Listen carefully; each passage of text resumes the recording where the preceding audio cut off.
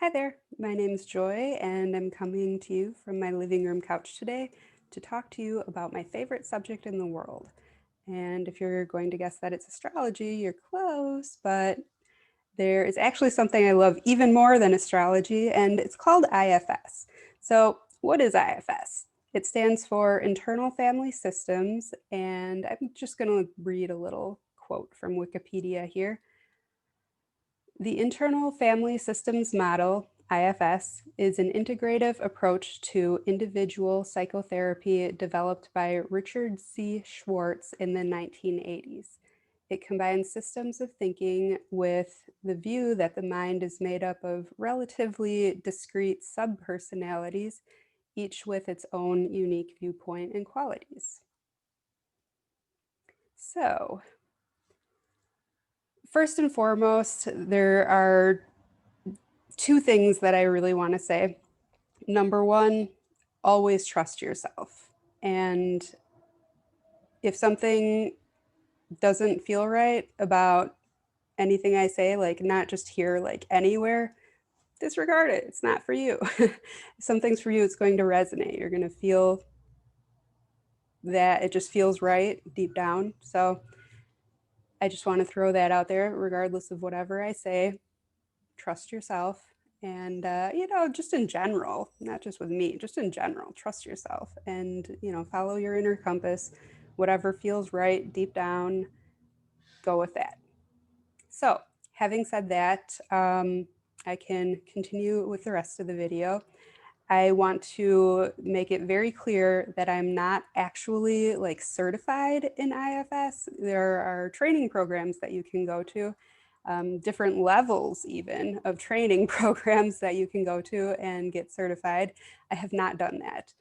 So what I'm saying here is based on, my own individual learning, my own independent learning on the subject and just my own experience.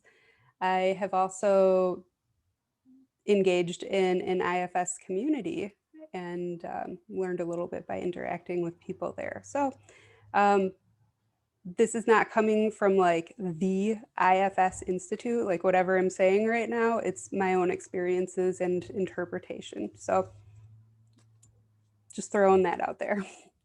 I am also not a therapist, by the way. So another little tidbit. And I would like to say before I continue that this system is just absolutely amazing to me, but that doesn't necessarily mean that it's right for everyone at all times. I had a friend one time, I started telling her about IFS like pretty soon after I first discovered it. I was very enthusiastic and she stopped me cold in my tracks and said, I can't hear about this right now. I can feel this reaction in me that suggests that what you're saying is true. However, I'm not in a place to be dealing with this kind of thing right now. Like, I don't have my normal support system, and like, I've got important things going on with my business, and I am just simply like not ready to hear about this right now. Maybe some other time, but I cannot be opening any cans of worms right now. So it's the same, like I said, trust yourself. Anytime you start doing any kind of depth work, and that's what this is, it's a form of depth work. Um, it's important to make sure that you have a support system in place in case you need support at some point. And there are also people who are like I said, actually certified in IFS, and there are IFS informed therapists. IFS informed means like I know about IFS, but I'm not like actually certified in it. That's what I am. I am IFS informed. Um, but there are IFS informed therapists and just other types of therapists and mental health professionals out there too. So I would say before you do any kind of depth work at all, it's a good idea to ask yourself, like, if I find myself in crisis, not that, if you I think if you do this right, like it's not going to come to that. But, just in case, if I were to find myself in a crisis, who would I call? Do I have a family member? Do I have a close friend?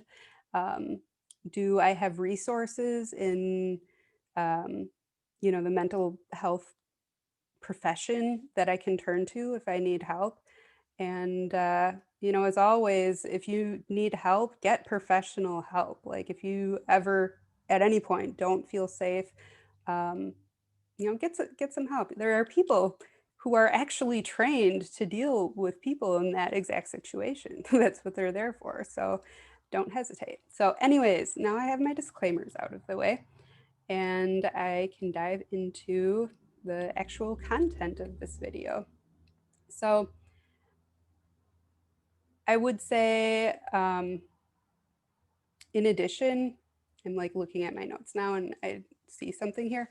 Um, in addition to everything that I just said, I would also say that it's a really important thing when you're doing depth work to balance it out with some light stuff in your life. Simple pleasures, stuff to take care of your physical health, stability in your physical world, and comfort in your physical world. In astrology, water is opposite earth, and the opposites can balance each other out. So earth is like practical, physical, um, sensory, stability, comfort, organization, and productivity. So make sure that when you're delving into the watery aspect of life, which is like, feelings and your own unconscious, whenever you're doing that, it's important to make sure that you are also taking care of yourself really, really well physically. This kind of work can be a little bit destabilizing because there's this, you know, rewiring of your nervous system. Like when you're doing this kind of work, you're actually like changing the way your brain and nervous system work. So it's important to balance that out with some stuff that feels good and takes care of your health. Otherwise, it can end up just being like too stressful on the immune system, on the nervous system, and just harder than it needs to be, basically. So take care of yourself. That's what I'm saying. Take care of your health. Give yourself, healthy little treats and, simple pleasures. So, all right, now that I have said all that, um, let's talk a little bit about what IFS is. I read a description a moment ago, but beyond that, what is it? So, if you've ever seen a movie or like read a book or saw a TV show where there was somebody with multiple personality disorder, which is now called dissociative identity disorder, you'll see that, they act a certain way and then all of a sudden they start acting like a completely different person and may even like just totally believe that they're that person and not even have memory of other personalities, maybe or maybe not. But basically, the idea is that what that is just a really extreme version of something that we all have to some extent. So it's like most psychological disorders like that, because, with most psychological disorders, we all have a little bit of that kind of thing inside of us. And then if it gets too extreme, then it, becomes a disorder. So when it comes to multiple personality disorder, it's caused by trauma. And what happens is, well, let me talk a little bit more about what parts are, and then I'll get back to that. So have you ever heard somebody say that they, like, part of them feels this way, part of them feels this way, part of them wants to do this, another part of them, just wants to be done with the whole thing? People are kind of already aware that they have different parts of themselves. What most of them don't realize is just how interesting these different parts of them are. And in working with IFS, you get to learn more about that and get to know these different parts of yourself much, much better. So what are parts? They are essentially parts of us that we're born with. So we are born with a whole bunch of different parts of us inside of us, and they learn different things as time goes by. And what they tend to do is pick up these ideas about how to meet our needs. So one of them might think, if I could just have enough money, then I can feel safe and secure. Or one of them will say, if I don't keep smoking cigarettes, I'm not going to be a very happy person at work. And then I'm going to snap on my coworkers and, I'm not going to, succeed in the workplace. It's going to be a problem. And there are a whole slew of other ideas that they pick up along the way and strategies that they use to meet our needs.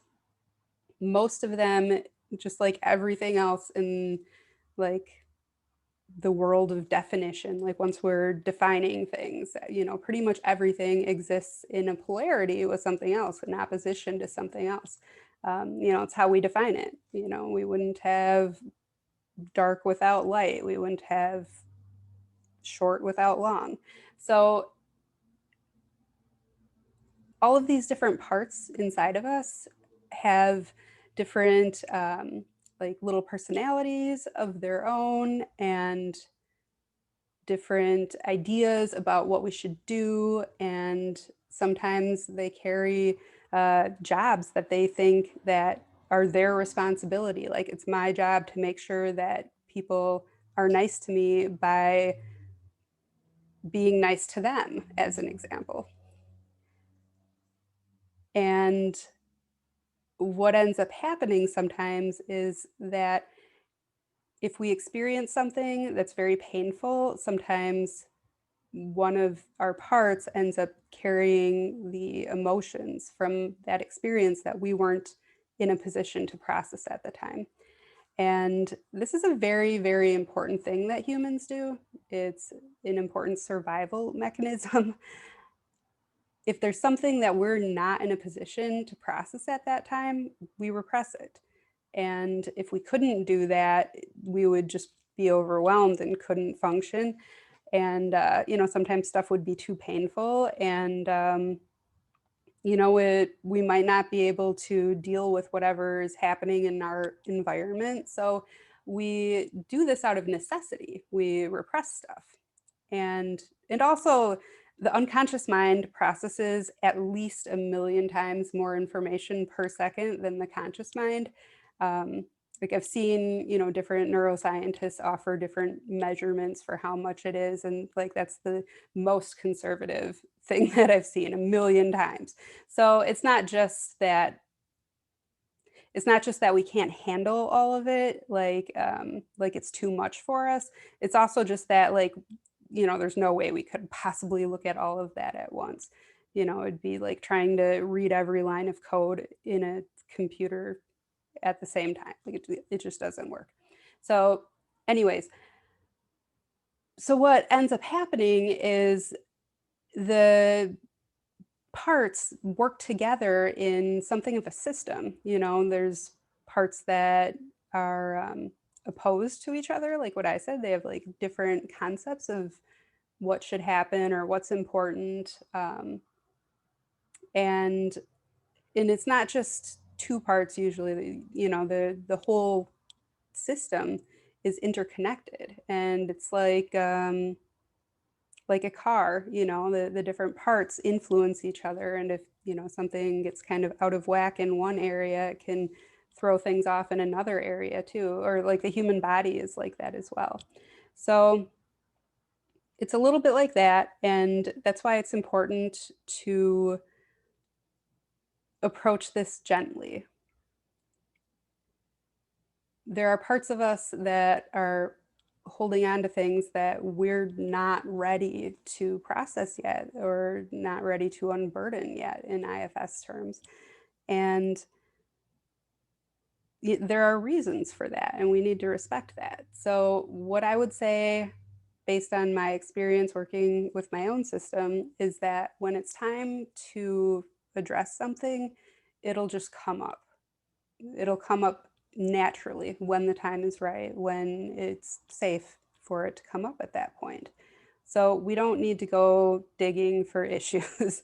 I actually found IFS after doing something very, very similar on my own that I just sort of like invented or discovered myself. I was basically doing parts work, but I made the mistake of like purposely, like once I figured out that I could talk to different parts of me, I kind of purposely sought out certain ones that I knew must be in need of healing. And I found them. And what ended up happening was the parts in the system whose job it was to take care of or repress those other parts started doing their job even more enthusiastically. So, like, for example, I've got this one part, therapist Joy, who um, I love therapist Joy. I love all my parts. I love all parts, actually. I've never like heard about a part or like talked to a part or um, talked about a part, whatever. I've never seen a part that I wasn't fond of, once I'm looking at the part as a part. So basically, therapist Joy would point out things that were like wrong with other people and like kind of armchair diagnose people a lot of times too, tell them how they can fix the things that are wrong with them, and kind of be this like, not professional therapist who, just interacts with people like this, just, in the course of any given day, just whatever random person in my life, whether I even know them or not. I might be talking to a stranger on a bus and, therapist Joy comes out and starts like diagnosing and prescribing and all that fun stuff. So I was pretty happy with the work that I was doing, and I did not know that therapist Joy was very much at the surface. And what happened was somebody told me about IFS, and at first I was resistant. I'm like, I already have my own system. I don't need somebody else telling me what I need. I can, trust myself and, just work with myself. And then eventually I got to this point where I was like, this guy that developed this model, I mean, he's probably been doing this for like 40 years or something, 30, 40 years. And he's, made it his life's work and has tons of experience with tons of people. Maybe, just maybe, he might have some perspective that might be useful to me. So I watched this 4-part training series on YouTube, and whoa, it just completely blew my mind. And when I watched that, I realized that I had been going to what we call an exile, a part that's been repressed, um, without getting permission from some of the more surface parts first.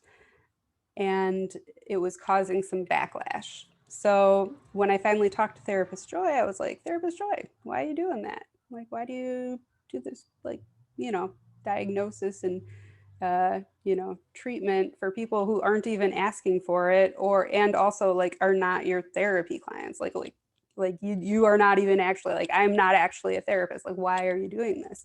And she was like, well, to push people away, obviously. I was completely shocked. That just blew my mind. Sorry, I am holding on to some amethyst here. Um, that just completely blew my mind, and I'm like, why? Why are you doing that? Like, I did not know that part of me has been trying to push people away. Like, why? Because other parts of me work pretty hard to get close to people, or used to at least. So what's the deal? And she's like, well, you know, people, they have issues, and if they don't fix themselves first before we get close, they're just gonna hurt me. Oh, I see. That makes sense. So, you know, I did some work with therapist Joy, and she says we still do work.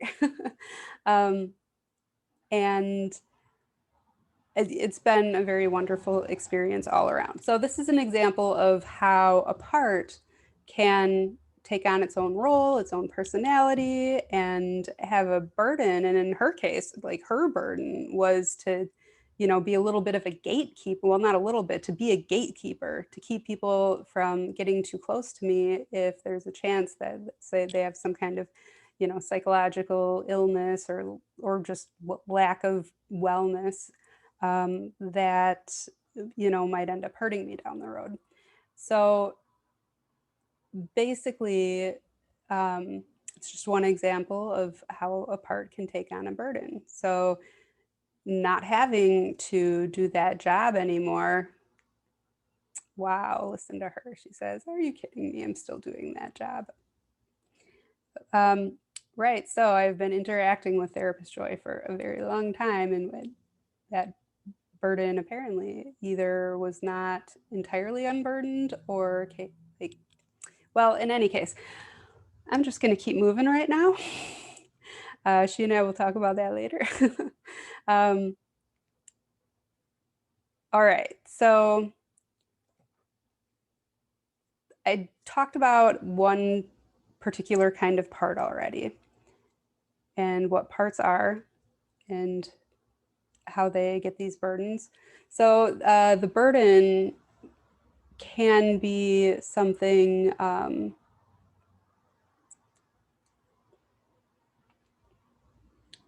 like pain or shame or fear, you know, something really unpleasant that we don't want to experience. Um, it can be something really heavy that we're not ready to deal with, and it gets repressed. And there's an exiled part. When something's repressed, it's exiled. Like, it doesn't get to come to the surface. It doesn't get to, you know, like, have a conscious influence on us most of the time. So when these parts are carrying those heavy burdens, it's called exiles, and there's a way to allow these parts to release their burdens, but this is not where you want to start with IFS. That was the point of what I was saying. The mistake that I made is that I went to the exiles before dealing with the, you know, two other types of parts. So the other two types of parts are firefighters and managers. So firefighters are things like, I'm feeling so stressed out, I want to eat an entire chocolate cake right now, or um, like, you know, this guy is not being nice to me and I'm just gonna like snap on him, or really any kind of like coping mechanism for trying to relieve or escape or numb out something that we don't want to deal with, or even prevent um, another behavior, like another, to prevent another part that has a behavior that has been deemed as more potentially harmful from coming out. So like, when we do something, like, you know, the part that's doing that, no matter what it is, the part that's doing that truly believes that it's in our best interest, and is doing it to protect us, and is, you know, it really truly looks like the best option given all the options that they think are available at that point in time. And they work very, very hard. Parts are very, very, very hardworking. And another type of part is a manager. So managers are the ones that are like, you should do this, you shouldn't do that. You need to manage, you can have one piece of chocolate cake, you may not have the entire chocolate cake. The ones that are setting rules and trying to moderate behavior so that we don't cause issues for ourselves. So again, trying to protect us, but going about it in a different way. So I'm going to pause for just a moment.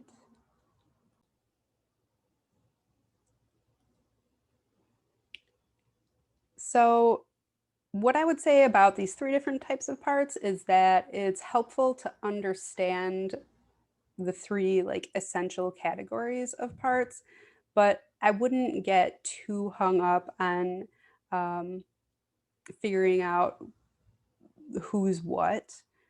Um, like in my own system, there are parts that like, sometimes they're a manager, sometimes they're like, they kind of do multiple things. Like it's not always super clear and like it's helpful to understand the concept, but in practice, it's like not especially useful in interacting with your own system usually, I think, to like, have a label for every part that you may meet. So, um, the parts that the parts that are firefighters and managers a lot of times are called protectors, because they're the ones that are doing that work to protect you. And even exiles in their own way are like trying to protect. They're all just trying to protect you, essentially. They're all protectors.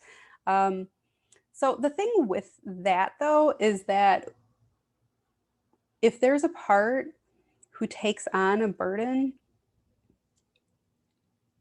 that part typically will stop maturing at whatever age that burden was taken, or acquired.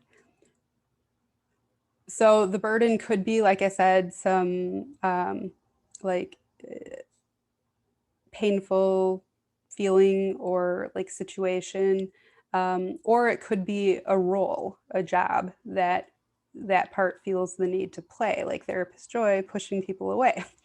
Um, so basically, all of those things are different types of burdens, and IFS gives us this way that we can, you know, offer parts opportunity to let go of those burdens, to release those burdens, and the results are pretty profound. So, what I was getting at is that when a part takes on a burden, a lot of times they don't keep growing up because they're too busy doing this other thing that they think that they need to do. So no matter how scary or dark or old or mature a part seems to be, a lot of times they're essentially just like scared kids or hurting kids, and they really just need love and care and support and nurturing and acceptance. And once they have that and get what we call self, and I'm going to talk about what self is as well. Um, Once they get that, they a lot of times are able to just go ahead and release those burdens. And then that part of us that thought that it was a good idea every time we got mad to like go drive around and just like road rage, just as a potential example, doesn't feel the need to do that anymore. And can you see how life might get a lot better that way? And a lot of the things that we do aren't even that extreme, and we don't even realize that we're doing it. One of my favorite quotes, if not my favorite quote of all time, is Carl Jung, when he said that until you make the unconscious conscious, it will control your life and you will call it fate. A lot of, not every, but a lot of situations that we experience in our lives are things that were actually at least partially self-created because parts were doing what they thought was best for us and didn't know any better. So let's talk about our true self. Like, what is self? So the parts are all parts of us. Like they are a part of us. It's not like they're this like foreign, weird thing that's not us. They are a part of us. Um, but there's a like true core self that isn't one of the parts. It's just me. And the true self in the work of Richard Schwartz in the IFS system has some specific characteristics, some specific qualities that okay, so it's the 8 C's and 5 P's. Let me grab those. All right, so the 8 C's, which are the qualities of self, are calm, connection, compassion, creativity, clarity, curiosity, confidence, courage, playfulness, patience. Oh, sorry, I'm into the P's now. All right, so then there are 5 P's, which are playfulness, patience, presence, perspective, and persistence. So what happens is when a part thinks that there's something really important that they need to do, they come to the surface and like it's like that movie Inside Out, you know, there's different parts at the control panel. And as long as they feel like they need to do that job and that it's really important for them to do that, they're going to be trying to run the show. But the whole point of IFS is to be what's called self-led. And what the idea is that these parts, if we interact with them and, you know, hear them out, witness whatever it is they need to show us, if they, you know, unburden themselves, release their, you know, release their burdens, um, or if there's just trust for self, what can happen is that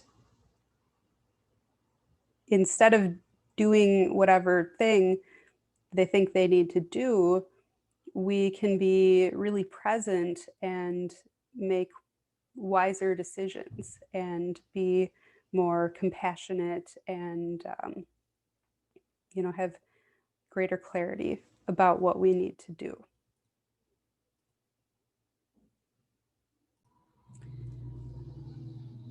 And having this relationship with self and this trust within the system for self means that when we are dysregulated, like our nervous system is dysregulated, we can recognize that we're what's called an IFS blended, which means that, you know, a part is coming to the surface and taking over, that, you know, we have some tools where we can deal with that. And that's what the whole idea is, is to, you know, have self as basically like a loving parent. Like I said, these are parts that in large, you know, most of them are like little kids, you know, they stop developing at a certain point and, you know, they really just need a loving parent to be there for them and give them whatever it is that they need that they didn't get at that time. And You know, we all basically have parts of us that still need parenting, and self can be that loving parent. You know, we can parent ourselves or reparent ourselves if that's what we need, and bond with these different parts of us and give ourselves a real sense of safety in life. Like, if you, I'll speak in first person. If I am not safe with myself, I'm not safe no matter where I go or what I do. You know, like if there's always this fear that I'm gonna hate myself if something goes wrong, if I'm gonna blame myself, if it doesn't turn out the way I wanted it to, if I'm ridiculing myself for um, situations in the past, if I could keep naming examples, but if I don't have this relationship with my true self, then the parts are interacting in this way and there's not a sense of safety. So it makes it really hard to bond with other people out in the world because part of us might think, this is it, this is the person who can finally take care of me the way I need to be taken care of.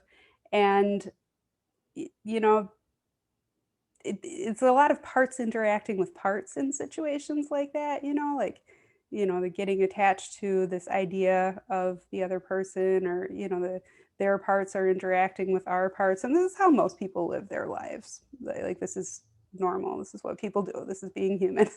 Um, so what ends up happening is,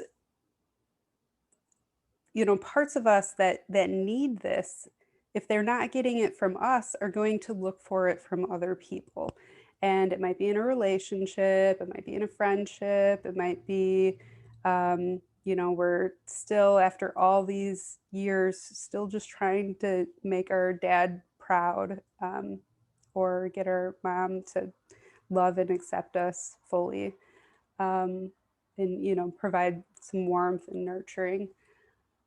Or it could be like a therapist. Like, transference is something where, like, well, it could be romantic, like, a client gets romantic feelings for a therapist, but like, some people get really, really, really attached to their therapists, even if it's not romantic, because they don't have that self leadership to know that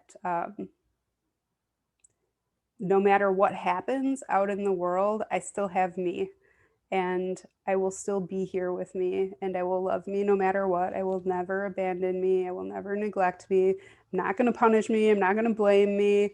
I am going to be good to me and take care of me no matter what. So the benefit of developing this, like, self trust, this inner bonding, is that it puts us in a position to thrive in relationships and truly connect with people. Because if we're not, like, focused on all of the different burdens and, like, roles that parts are taking to try to connect with people or protect us from people within relationships, or attract people, push people away, whatever it is, if we don't have those, like, programs running, would be another way of putting it, then we can really actually, like, be present with the person and connect on a much deeper level. And it's safe to do that, because if that person isn't there anymore, in relationships, that's in, like, any kind of relationship in life, that's typically what happens. Someone either leaves or they die, like, we don't typically get to spend literally our entire lives with people. So, and even if we do, like, they're not going to be perfect all of the time. Like, it's just not possible, and we shouldn't um, expect that of others either. So um, once we no longer have to worry that we will be just completely devastated and alone and afraid and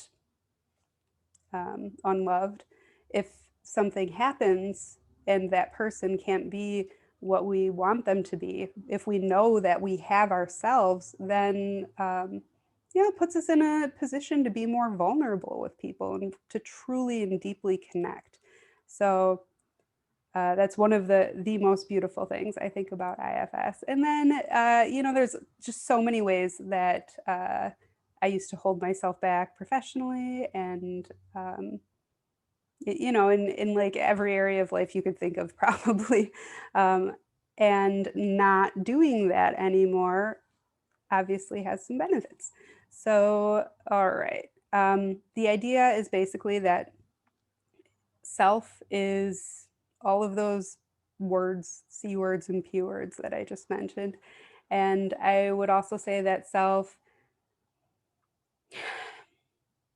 I, I would say that self is unconditionally loving and accepting, and that self is, I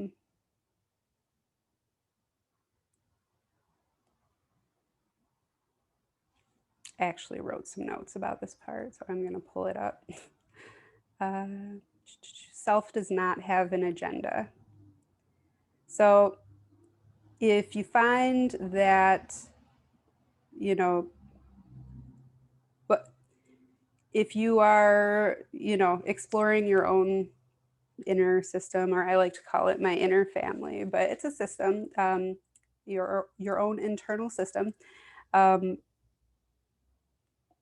and you find a part and you find yourself judging that part, wanting to change that part, wanting to get that part to behave differently. If you have an agenda or, feel anything besides calm, connected, compassionate, creative, clear, curious, confident, courageous, playful, patient, present, having perspective and persistent. Like if you're finding yourself like feeling anything but those things, it means that you are blended with a part. And what I do in a situation like that is talk to that part then instead, like, hey, like, what's up?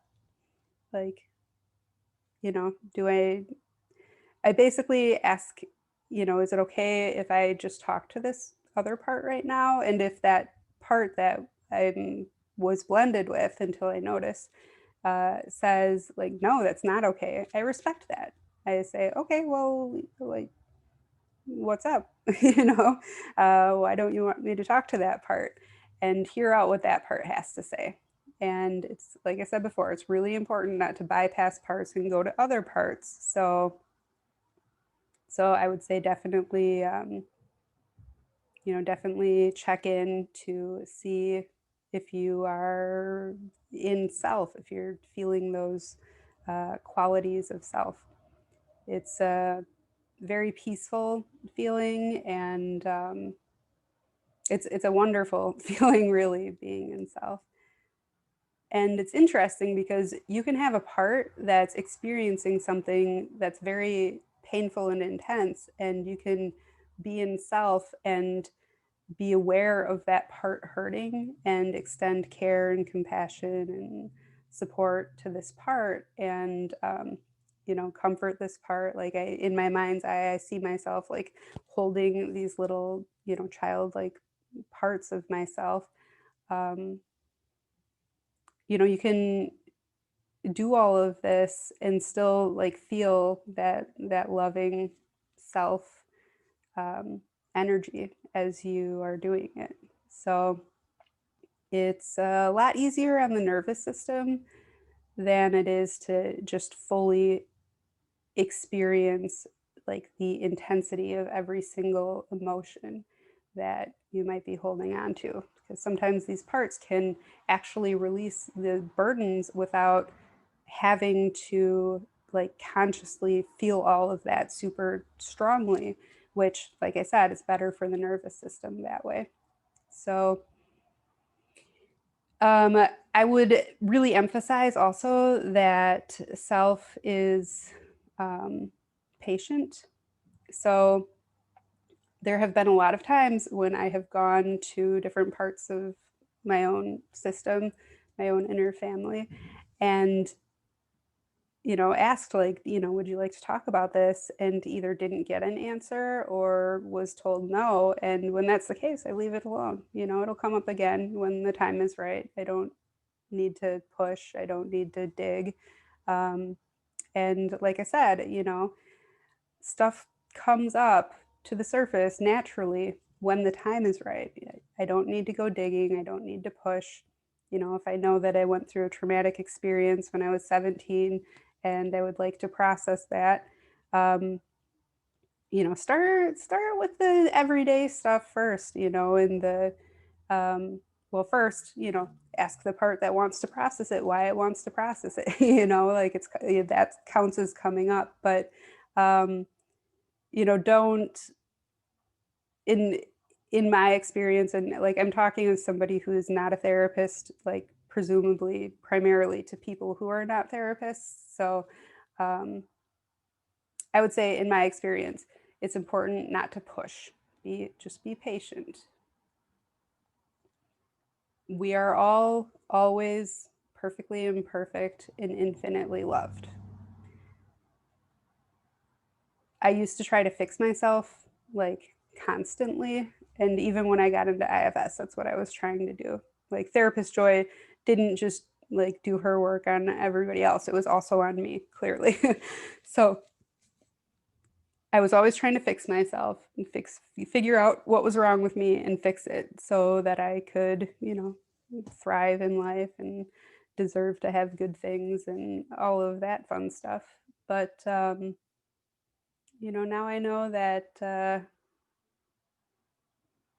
I'm always fully loved no matter what by me.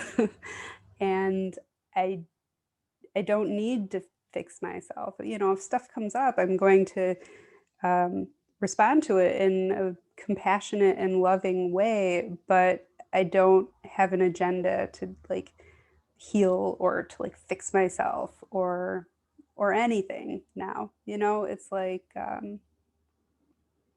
it's all right. Wherever I am right now, it's all right. There's no such thing as going off course in life. So it's a very lovely feeling after a lifetime of trying to fix myself and judging myself, not accepting myself.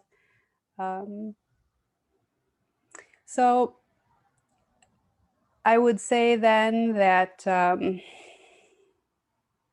if you are interested in doing this kind of work with your own system, awesome. There are a lot of resources out there. There are some amazing books. There are a whole bunch of YouTube videos by people who actually are certified. So I hope you're getting value out of this, obviously, or I wouldn't be doing it. However, I would say, if this really, if this is something that really grabs your attention, go ahead and like learn more about it. Don't just listen to me. Do whatever feels right to you, obviously.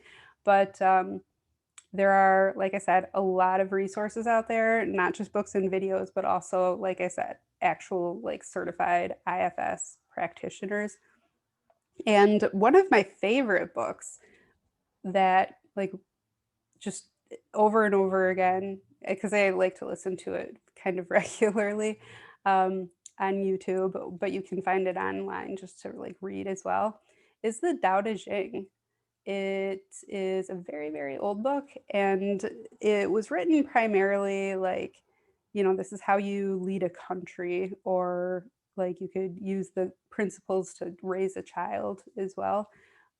However, I find that it's a really amazing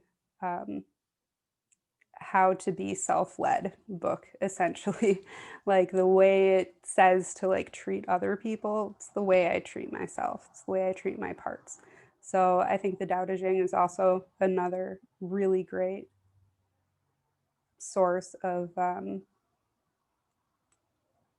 like just learning about what it looks like to be self-led.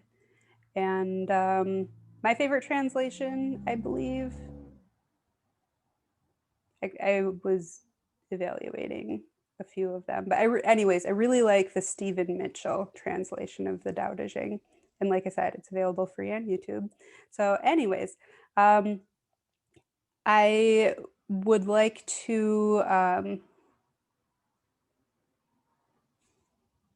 like to mention, like, if you are going to do your own like inner exploration and, just really it's all about just being there for yourself. That's essentially what it is. Like, what I'm trying to communicate is if you find that you are not like just completely like in self mode, like your conscious awareness is self, um, or if you are consciously self, but you recognize that there are other parts.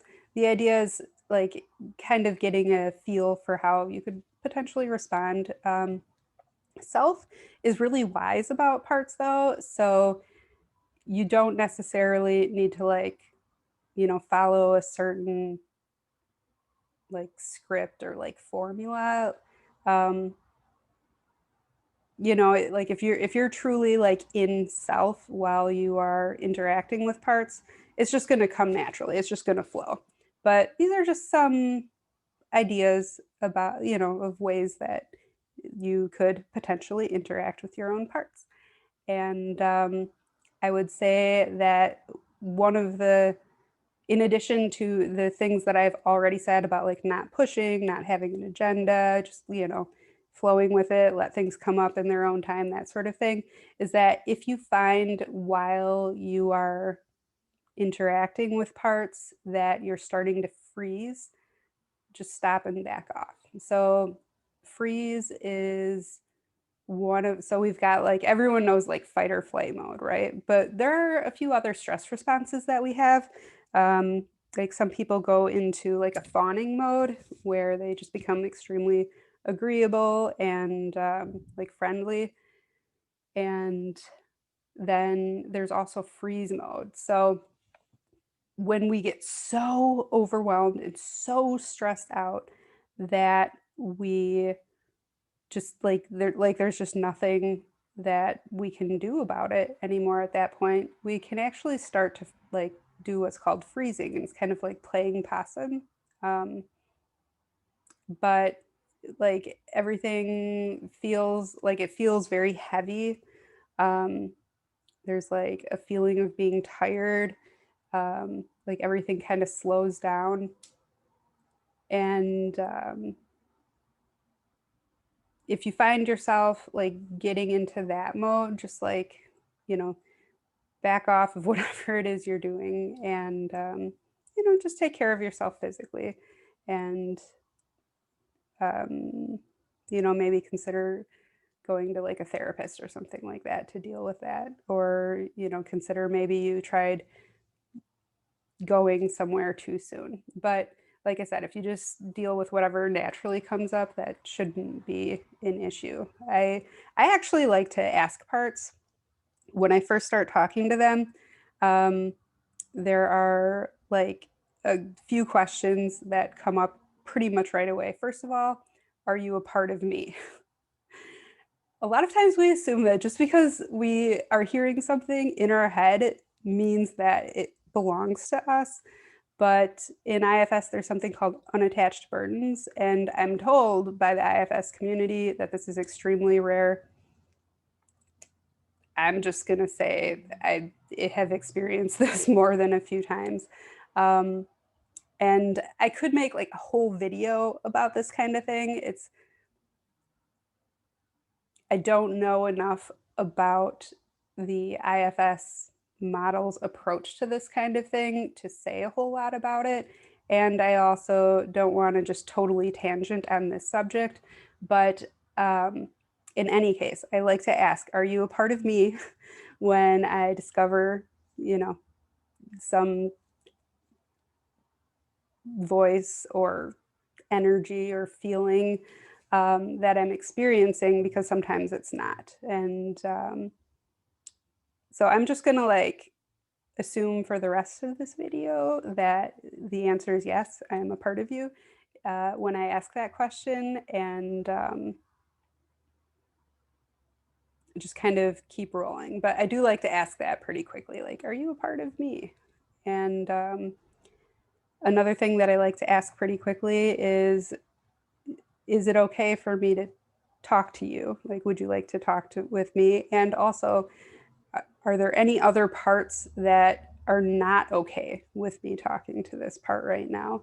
And if there's any resistance, then that needs to be addressed before, really delving in with that part. And that does happen sometimes. And I do deal, like there was a time when I started interacting with a part, and another part said, "Stop talking to him right now, or I'm never talking to you again." And I said, all right, like I will stop right now. What's going on? Like, can we talk about this? I'm not even sure this is actually like how I talk to my parts. This is like my impersonation of self at the moment. Ooh, which means that I'm not in self. There's a part that's making a video. Right. So anyways, all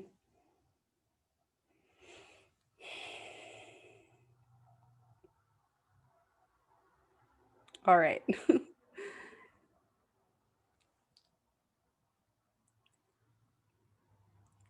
Another thing that I would like to point out right off the bat here as we're talking about talking to parts is that some parts are nonverbal. There are burdens that can be acquired before we learn how to talk, and it's possible that those parts just never learned how to talk because they couldn't, because they weren't old enough yet.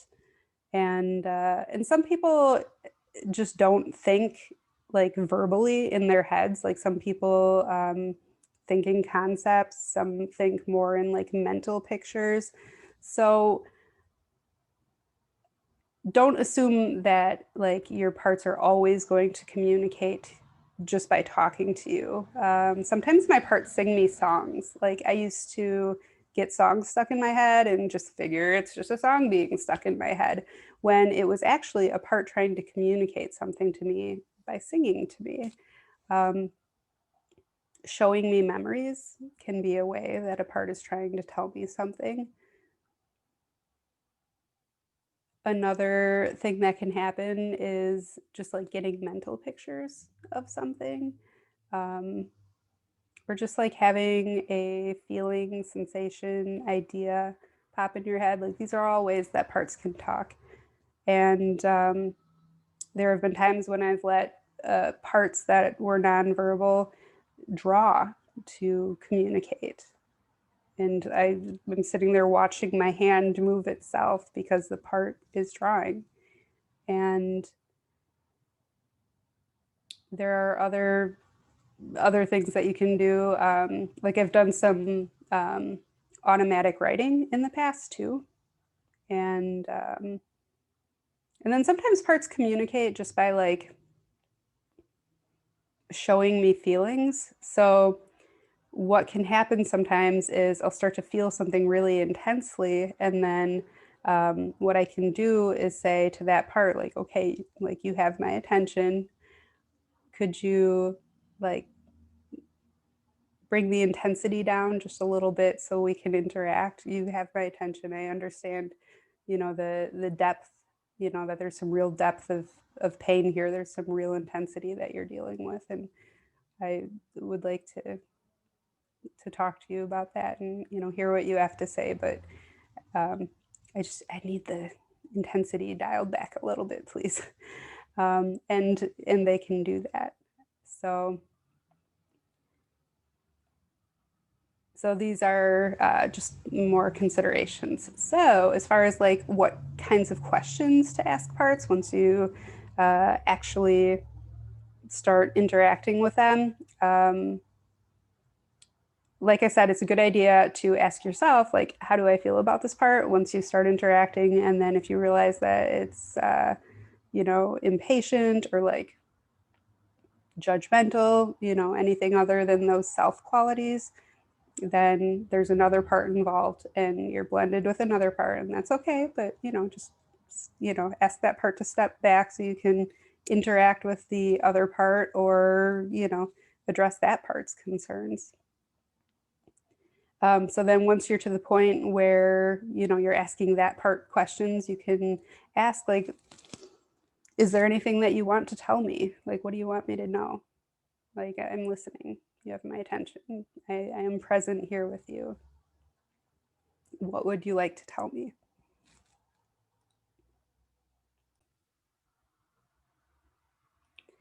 And another thing you can ask is, where am I feeling this part in or around my body? Like, sometimes you can actually have a part that's like hanging out like right here, like in your energy field, as opposed to like actually in your body. But it's a pretty good idea to see if there's a feeling associated with that part, or a sensation, a location. See where you're feeling it, and kind of tune in, and it can give you kind of a sense for what's going on with that part. It can connect you to that part more strongly, that, help you like focus in on that part. And it can also be really helpful for, if that part comes up again, you can recognize the part by like where you're feeling it in your body, or um, like how it feels. And then another thing is, if you are aware of like where your, that part is like in your nervous system, if there is an unburdening, you're going to notice that you feel a lot different in that area. It feels a lot, lighter, and whatever was happening there isn't anymore. So there's, value to seeing if you can feel where the part is in your body. Um, if that doesn't work, I wouldn't worry about it too much. But, if you can get a sense of that, it's a valuable thing. Um, Another thing that is, potentially very valuable to ask is, like, what are you doing? Like, why are you doing what you're doing? Um, and just hear what the part has to say. Like with Therapist Joy, when I said, like, why do you do this? Like, armchair psychologist thing with people. Um, I had no idea at all that it was to push people away. And, wow, what a shocking revelation. And like, so, once I knew to ask, just boom, there, epiphany, wow. Um, so, yeah, just like flat out asking, like, why are you doing this? And sometimes when they say that, it doesn't really get to the heart of the matter, though. So another very valuable question you can ask is, um, what would happen if you didn't do this? Like what do you think the consequences would be if you were to stop doing what it is, whatever it is that you're doing, and see what they say about that. Um, Another thing that you can ask is, how old are you? How old were you when you started doing this job, when you took on this burden? Um, you want to tell me about what happened, or show me? Sometimes you can get like a little movie playing in your head. And I would add just like a teeny little note about that. Whatever your parts show you is real to them. And just keep in mind that just because it's real to them doesn't necessarily mean that whatever they're showing you actually literally physically happened, um, in your physical reality. And sometimes it's, um, sometimes there's a tendency to focus on, like, did that really happen or not? And, kind of doubt the part, or like, question your life. But I mean, we're getting into kind of a heavy and complex area, and I don't want to talk about it too much. But I just wanted to add that little note, like whatever your part shows you, like it's real to them. And you could kind of treat it as like if a little kid tells you that, there's he heard something moving around under his bed. That's real to him. He's not telling you that to, just get attention or whatever. He's really scared, and you don't necessarily like need to convince him that there's nothing under the bed. Okay, so maybe this isn't the best example, but with parts, just witness what they want to show you, and some of it is going to be like potentially kind of abstract. Some of it's going to be like an interpretation. Um, Sometimes their experience of something was like it seemed more intense to them than it might have looked like if somebody was watching the situation actually like play out in front of them. And sometimes there's legit like things that you forgot that actually did happen that come up. But whatever it is, um, whatever they're showing you, like it's real to that part. That's what I'm trying to get at here. So anyways, um, if you find yourself in a situation where something like that is happening, and I'm not saying that you will, I mean, I did a lot of really, really, really deep work for a long time before anything like that happened with me. So, like, and, it's possible that, a lot of people never have an experience like that. So I'm not trying to like make it sound like that's totally going to happen. It might never happen. Um, just saying, like, if it does happen, just know whatever it is real to that part. So, anyways, then another thing you can ask is, well, as far as like asking, like, how old are you? How old were you when this happened? Or how old were you when you started doing this job that you're doing? How old was I when you started doing this job that you're doing? Questions like that.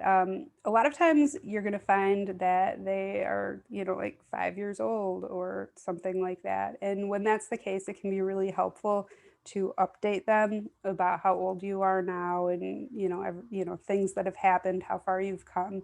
Because when little kids take on these burdens and, take these jobs, it's in a situation where they're not in a position to take care of themselves that well, and they have to develop these coping mechanisms because it's all they can do at the time. But as we get older, we are typically in positions where we have other options available to us and we don't need to do that anymore. And a lot of times that situation is no longer a situation for us anymore. And they need to be updated about that. Like you don't need to worry about mom getting mad and yelling at you and going to bed without dinner anymore. I'm you know 39 years old and can make my own dinner, and I'm not going to do that to you, I promise. So you're safe now. That's a thing that they really need to hear a lot of times. You're safe now. I'm going to take care of you and I'll love you no matter what. um, but and by the way, I'm not saying that my mom ever actually like sent me to bed without dinner. That wasn't a thing that happened. I'm just like throwing that out there as an example. But anyways, um, so when the part thinks that you're younger, it can be really helpful to let them know that what the updated situation is, and a lot of times they can feel a lot safer knowing that you're in a different position in life now. And another question, once they so what happens with me with my parts typically is, once we get to that point where they've let me know like why they think they need to do that, and sometimes like when they I don't even necessarily always need to find out when they decided that they needed to take on that burden, or not even decided, when it happened, I should say, when they took on that burden. I don't always need to find that out. Sometimes I can just um, ask them, like, would it be okay if I did that instead? And you didn't need to worry about that anymore. Would that be okay with you? And sometimes they're like, I don't know. And I'm like, well, you're free to keep doing it if you want to do it. Like I don't have an agenda. Like if you want to do it, go ahead. But I can take care of that for you if you want. You don't need to do that anymore. Um, you can do something else if you want. A lot of times they take me up on that. Um, and then, if you didn't do this anymore, or now that you're not going to do it anymore, whichever the case may be, what would you like to do?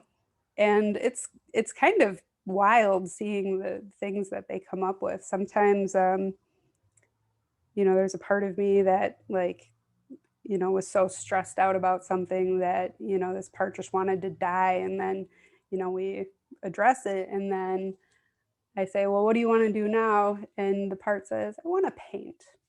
That's what I want. I'd like to paint. And then I go buy paints and I paint. um, I started drawing like this, and I sculpted a little bit. Sometimes it's just like playing, like climbing on something, or um, resting. Sometimes they just say they want to rest. And then sometimes um, when I ask them what they want to do now, like, there was a part that just says, I want to go fishing. And I didn't actually have to like physically go fishing. He was like in my inner world fishing. So sometimes I like to, physically do the thing that they want to do. And I'll just ask them, like, do you actually want to do this? Or do you, like, if you want to color, do you actually want to color? Or do you just want to like color like inside me for now? And they'll let me know. So a lot of times they'll, come up with new things that they like to do. And, sometimes they work in advisory roles if they want to, like I have a part that speaks for my body and like, gives me information about what my body needs, and, like what kind of meal I should eat or supplements I should take, or, go to bed early tonight, or it's time to stop working now. This part actually tells me when I'm working with parts, sometimes she'll just pop in, and I actually asked her to do this. So, or like told her that she could if she wants to. But she'll actually pop in and say, that's enough now, Joy. That's enough for today. Um, like I said, when it comes to this kind of depth work, it can be like destabilizing to your nervous system and, your immune system and just the whole system when you do this. So if you do like too much too quickly, it's not necessarily better in the long run than if you just, a little bit at a time. So sometimes she actually says, stop, that's enough. And then I say, okay, and that's it. Then I stop almost always. Um, sometimes self has wisdom about this too. Like sometimes I sense that, whatever this is, it needs to get resolved now, even if it means that I'm going to be like, gonna need extra sleep tonight, or I don't know. um, so anyways, that's another question that's good to ask them. What would you like to do instead of whatever it is that you've been doing? And I find that most of my parts, like I have this mental picture when they at a part in our interactions where they're ready to share what's been happening, and I tell them whatever it is that they needed to hear, and they're ready to just stop doing whatever it is they were doing. A lot of time in my mind's eye, they just like run into my arms and like crying, and they look like child versions of me, and I hold them and cuddle them, and in my mind's eye, maybe rock them, um, a little kiss on the head, just like, loving parent type stuff, really. So that is definitely a thing that I like to do. And in a situation like that, like if you're interacting with a part and it ends like that, it's important to check back on that part, um, every day for a little while to, just make sure that it knows that it's not alone, that you're still there, and see if anything else has come up. And as far as the kinds of things that my parts need to hear, so I think that some of this is probably a little bit universal and some of it's going to be like potentially specific to my own inner family and like what I need to hear, what my parts need to hear. But a lot of times, not so much anymore. Like some of the things that like what I said about how sometimes I can just like ask a part, like, do you want to keep doing that job? Like, I mean, I could do it for you. There's a certain amount of self trust within the system that allows that to happen. But if that self trust and that like inner bonding um, isn't at that point yet, like just in general in the system, then, you might not be able to get there that quickly. Like I didn't at first. I needed to, hear, like really hear it out and really witness, all of the things that that part had dealt with um, or experienced. So, uh, one of the things that I used to hear a lot of in the beginning, and I think it was because Therapist Joy was, you know, at the helm at the time. But one of the things that my parts needed to hear is that I'm not going to try to change them or get them to stop what they're doing, because sometimes what happens, like how I like meet parts initially, is another part will like point them out. So when I'm, asking like, why do you feel the need to do what you're doing? The answer is sometimes like, because this guy over here is going to do this if I don't. And I'm like, what guy? And then I become aware of this other part. So, um, what would happen sometimes in the beginning is a part wouldn't have any interest in talking or would be willing to talk, but was like, you're just going to try to get me to stop, and I'm not going to stop. And it was really important then, and like if this were to come up now, still really important for me to say, I'm not going to try to get you to do anything or not do anything. I'm here to listen to what you have to say. If there's anything that you want me to know, I'm here for that. But I'm not trying to change you. I love you exactly the way you are. And there's nothing that you could ever say or do that can change that. I've always loved you. I will always love you. And, if you really feel the need to do this, then go ahead and do it. I'm curious about why, but you don't have to talk to me if you don't want to. You don't have to do anything you don't want to. It's all right. My parts really need to hear that. And like I said, not so much anymore. There's more like self trust within the system now. But, if I,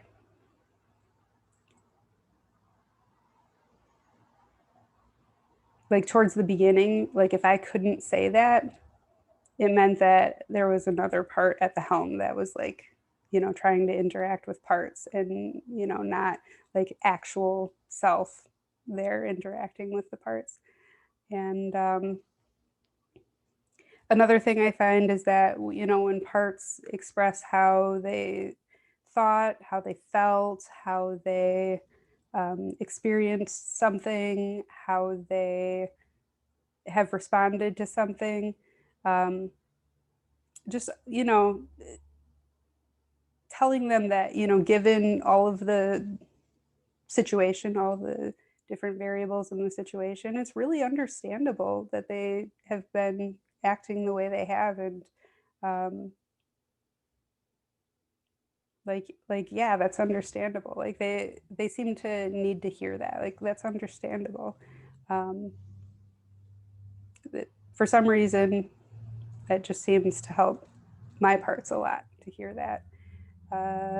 Another thing is that they need to hear that I'm not going to blame them or be mad at them, punish them, abandon them, neglect them, um, blame them if something goes wrong, or if things don't turn out the way they think they should or want them to. So, for example, if I'm, taking a business risk and I find that I'm getting like I'm trying too hard, I can say, okay, there's a part of me here that's like really trying to make this work out a certain way. Like what's going on? Like why is that? And then there might be a fear of failure. And okay, like why, what'll happen if this doesn't turn out well? Oh, well, then this will happen, and then this will happen, and then this will happen. And then at the end of the day, what they need to hear is that I'm going to take care of them no matter what. If I need to uh, do something else instead of whatever it is that I'm trying to do, it's fine. Like we'll be all right. Um, I'm going to take care of us. And I'm not going to blame you if it doesn't work out. Like I'm not going to be mad at you. It's all right. You know, let's have fun with this. It doesn't need to be some big, intense, serious thing necessarily. Um, it's okay if it doesn't turn out the way we're hoping it will or the way you want it to. And I'll love you no matter what, and we're going to be fine no matter what. And whatever happens, I will be here with you. Um, and then sometimes you can't tell them that it's going to be okay no matter what, or that it's going to be okay. Like there are times when something really scary might actually happen. And if you can't tell them that it's going to be okay, they at least need to hear that whatever happens, you're not going to blame them and you're going to be there with them. They're not alone. They really need to hear that. Mine really need to hear that. And yeah, those are the main things. I love you and I will take care of you no matter what. You can't do anything that's going to change that. I always love you fully, always. I just love IFS so much. So, anyways, um, I wonder how long I've been talking. It feels like it's been quite a while. It's like sort of starting to get dark out. This might be one of my longer videos ever. And if you're still watching, thank you. I appreciate that you appreciate this content because, like I said, this is like my favorite thing in the universe. So, anyways,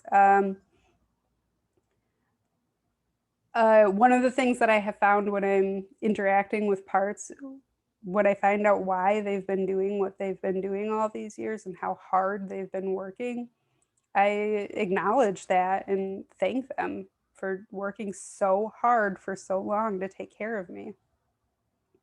And I mean it too. It's like, wow, you've really tried a lot for a long time and just to take care of me. Thank you. I appreciate that. And I want to mention that there are times when it's really hard to get unblended enough to be in self and do this kind of work. And when that happens with me, the things that help the most are like either talking to another person who has the capacity to hold space and be present and can bring enough self presence to the interaction to to be there for me.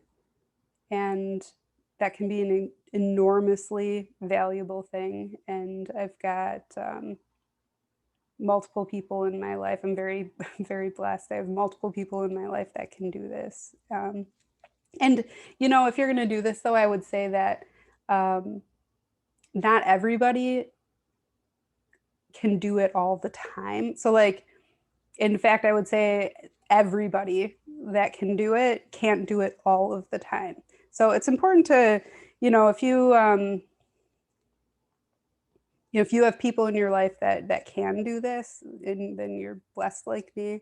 Um, and if you don't at this point, if you start doing this work, you probably will end up with people like that in your life, because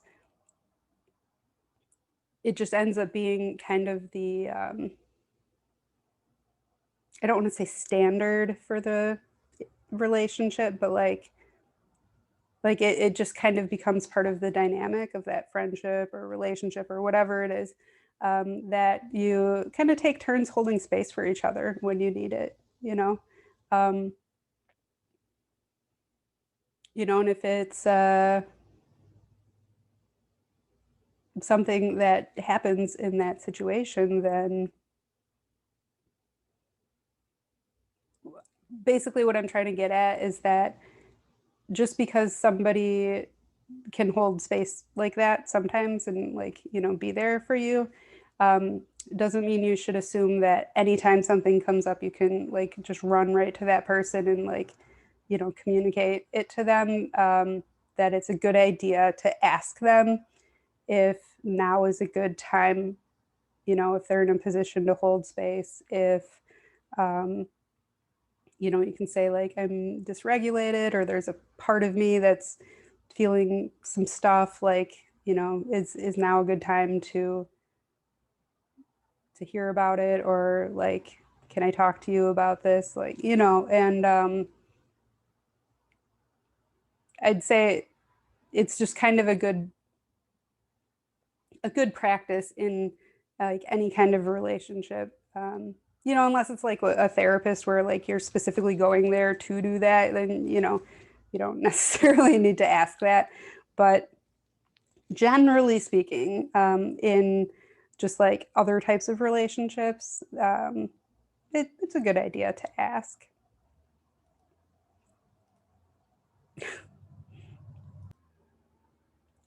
All right. Another thing that I wanted to mention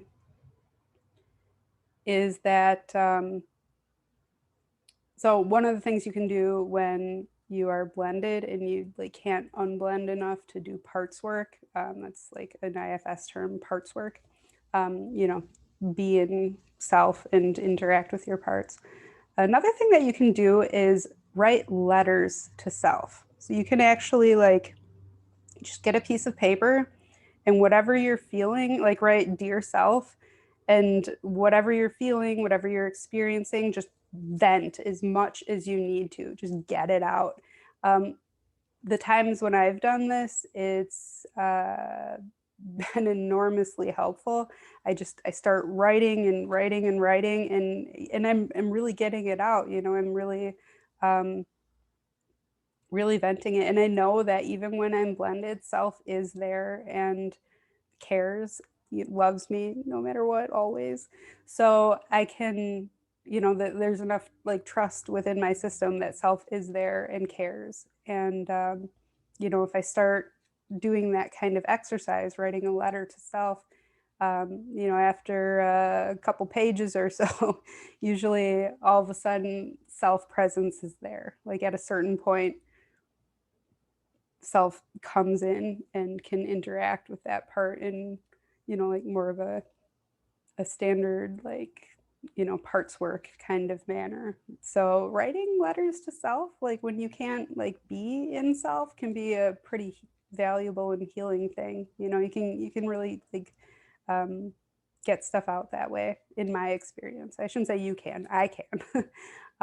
Another thing that I like to do is, so sometimes I do this just without even doing any kind of, like, parts work first, is just go put my feet on the ground. So this is, like, not IFS, this is like joy. Okay, this is me. Um, go put my feet on the ground outside, like literally my bare feet on the earth. Or I have something called a grounding sheet, which there's like silver threads in it, and then there's this wire that connects to it, and then this goes into the third prong of an outlet, and it literally connects to the grounding system in the electrical system. If you're going to use one of these, buy an outlet tester if you don't have one, and test the outlet first and make sure that it's wired correctly and grounded. You don't want to use one of these if you're not working with a properly grounded and properly wired outlet. But in any case, what I do is invite my parts to release any energy that they don't want to carry with them anymore, just like as kind of a like a maintenance thing, or just like, regular self-care kind of thing. Like, if any parts of me are tired of carrying anything around and ready to release them, you can just release them right into the ground right now. Whether it's through my feet on the earth or through the grounding sheet. Or when I'm at a certain point interacting with a part who is, unburdening, they're in my arms, in my mind's eye, and I'm holding them and cuddling them and telling them that I love them.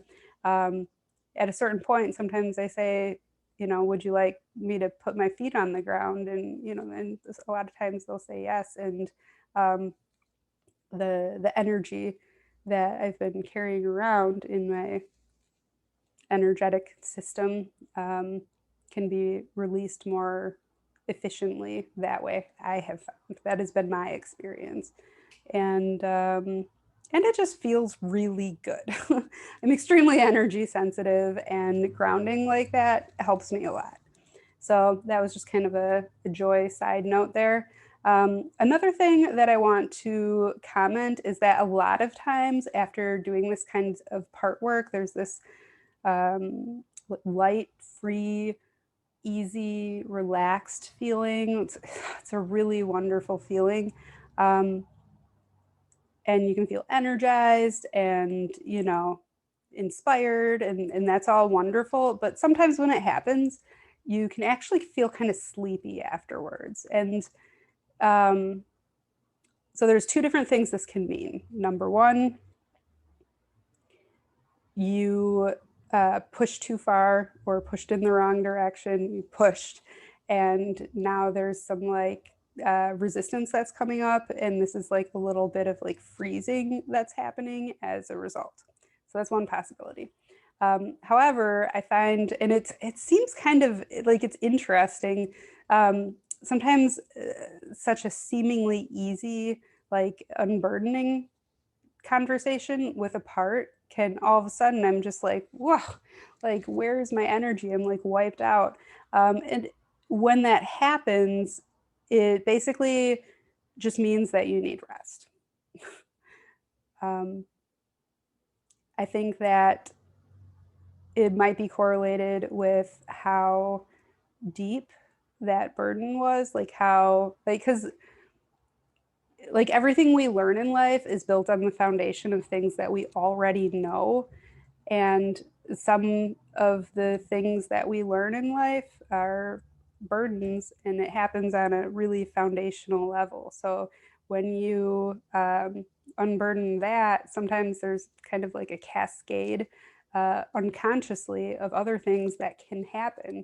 And man, you can feel really sleepy after doing something like that. However, um, when it's the good kind of sleepy as a result from doing this, then it's going to feel like a calm, happy, content, cozy sort of sleepiness. Um, and that's how you know that that's why. And this doesn't always happen. I'd say it happens maybe like a few times a year to me. And like this thing that I'm talking about right now, IFS, this is just like how my brain works now. Like it's just like a lifestyle for me at this point, and I love it so much. Um, and and still, like this isn't something that happens all that often. Um, so like I'm saying like you don't necessarily need to expect this to happen when you do this, but it can happen. And when it does, just, honor it.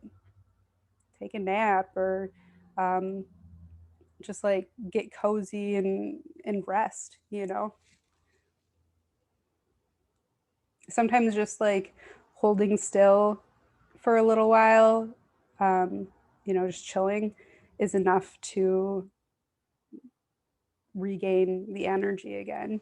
And I also find that I think doing this kind of work can actually like burn calories. I think sometimes I end up being like hungrier than I would be on a normal day after doing this kind of work. And that's just kind of a little side note. The depth work is work and it does burn calories. Our brains use calories. Um, and I do have a couple other little things. And now I'm like, oh my goodness, this is going to be a 3-hour video. But, anyways, I will be back in just a moment. I'm back. I know I don't like actually have to say that I'll be right back, but when I like pause the video, but I don't know, it feels like a weird transition if I don't. So anyway, anyways, I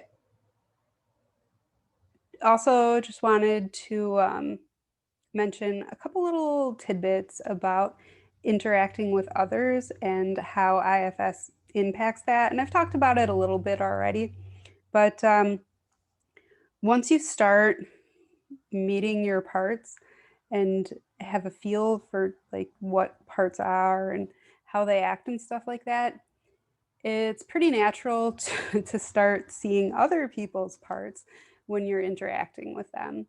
And in a way, it's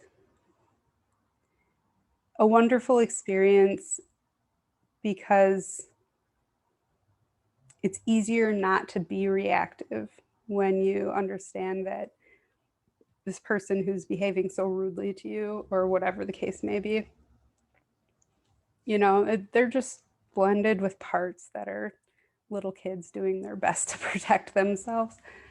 Um, and it really brings this capacity for all of those, 8 C's and 5 P's that I mentioned earlier into interactions with others. And that's a really profound and even healing thing for people. If you can be present with them and, be compassionate and patient and all of those fun things, it gives them the opportunity to potentially experience a little bit of that self presence as well. However, sometimes their parts get really confused by it, they know their usual like job, the program that they usually run, and they're trying to figure out what your program is so they can know how to interact with it. And if you're not running a program, they can try even harder sometimes to figure out what your program is. So it's going to depend on the person. And even in those situations, I think it can still have a somewhat healing impact on other people. It's just they may find you very bewildering if you're not running a program with them. Um, I hope it doesn't sound like kind of cold to call it running a program. And like I used another computer analogy earlier, because I mean, this is a very personal thing inside each of us, right? These are parts, like parts of us. And like I said, I love them. But I'm not like referring to them as like programs. It's more that they learned programs, like the way, like their behavioral patterns are the program, not the part. So, anyways, um, another thing that I would say about interacting with other people, based on my own system, is that it's a good idea to make sure that parts are okay with you sharing something with me sharing something before I share it. Sometimes I say, like, is it okay if I talk about you right now? Is it okay if I share with this person, or even like publicly, like in a video or like a group session or something like that? Um, is it okay if I share this? And, a lot of times they say yes. And sometimes they're like, no, like, don't tell him that, or, whatever it is. And I respect that, like, I wouldn't continue to talk to someone and tell them important things and sensitive things about myself if they're gonna like completely disregard my need for privacy and confidentiality and like go tell a bunch of people about it, or like a person that's involved or something like that, when I haven't said that it's okay. So um I extend the same courtesy to my parts. I give them privacy if they want privacy. So before I share anything with anybody, I always make sure that, is it okay if I talk about this? Um, it's something that my system needs. And when interacting with other people, I find that it helps if I use parts language. So parts language. Um, so that would be like, part of me is feeling kind of frustrated right now because of this or that, or part of me is feeling sad, or part of me wants this, or part of me wants to say this. Um, and people who know me well know exactly what I'm talking about because they know about IFS because I have told them. But even people that don't know me well, like, still usually respond pretty well to that. Like it's a very like non-threatening approach. And you can use this language when you're talking to other people too, like if somebody tells you something, you can respond with like, so part of you, wants this, or or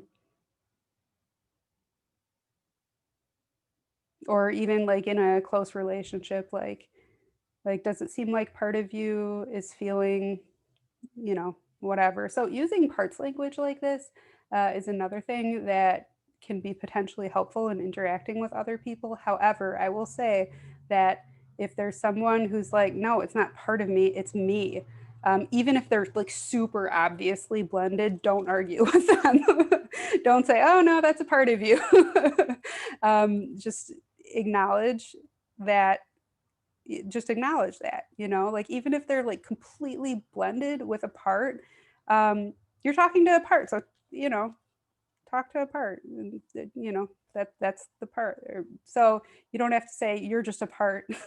Like that's not a very loving thing to do.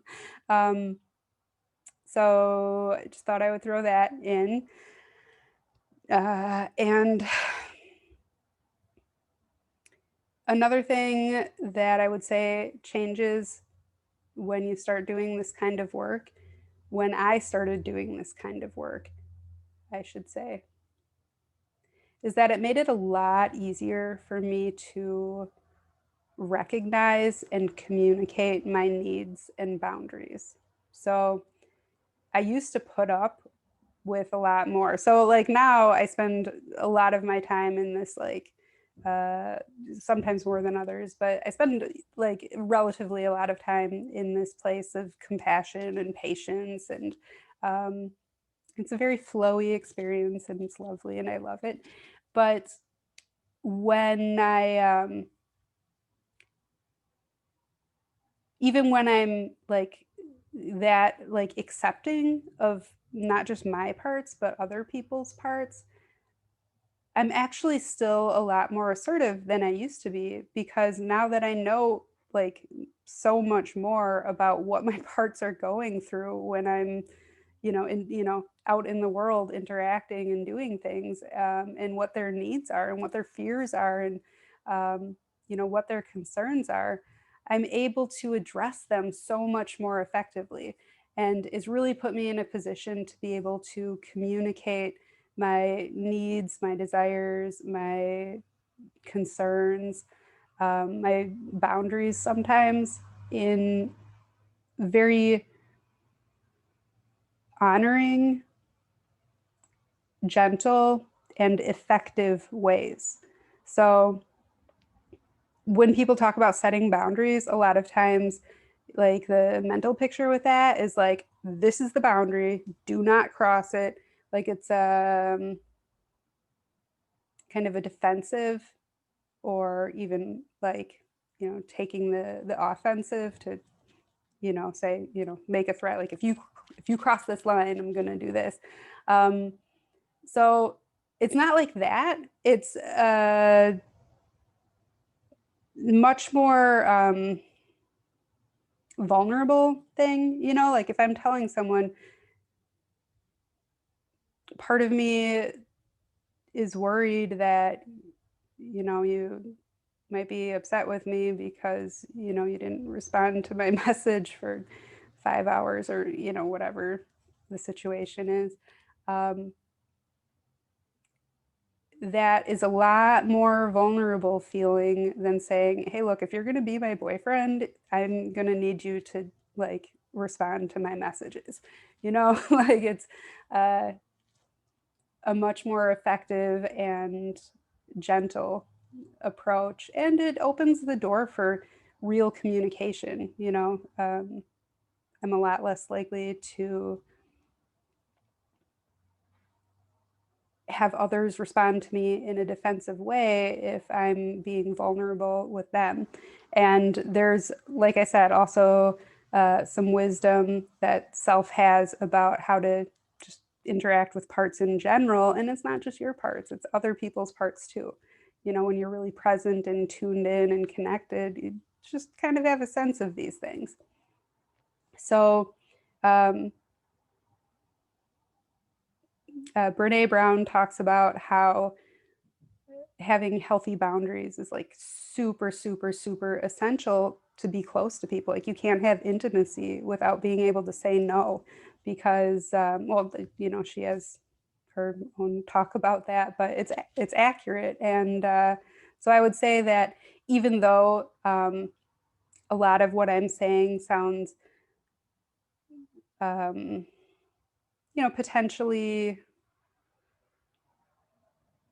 yeah, when you think of accepting, a lot of times people will think of permissive, but that is not the case. Like I can love and accept a part exactly the way it is, and not be permissive about whatever the situation is. And there's just kind of an innate awareness of how to manage, or not manage, that's like manager talk, but an innate awareness of how to like flow in these situations so that I'm honoring not just myself and, parts of me, but also, others and just the situation in general. And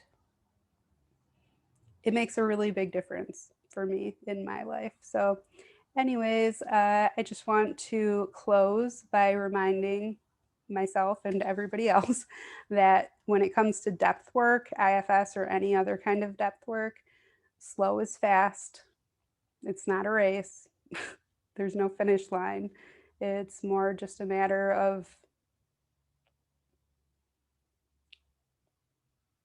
learning how to love yourself better, more effectively, more fully. And I know that I will always be perfectly imperfect. As long as I'm alive, I will always have imperfections, and that's perfect because that's just life. I will always be perfectly imperfect and infinitely loved. Thank you so much for watching. Would love I would love to hear your thoughts about the thesis that I just gave you. See, there's a part of me that's like feeling self-conscious about making such a long video and making jokes about it. Do you see that? So anyways, please leave comments and your thoughts, whatever. I would love to hear it. And Like if you are an IFS trained person or like an IFS informed therapist and you're seeing this, hi, I hope you enjoyed this. And feel free to offer your feedback as well. If I said something that was like not accurate of IFS or something like that, like feel free to let me know. And yeah, I don't know. That's about it, I guess. Thank you for watching. Good night, everybody.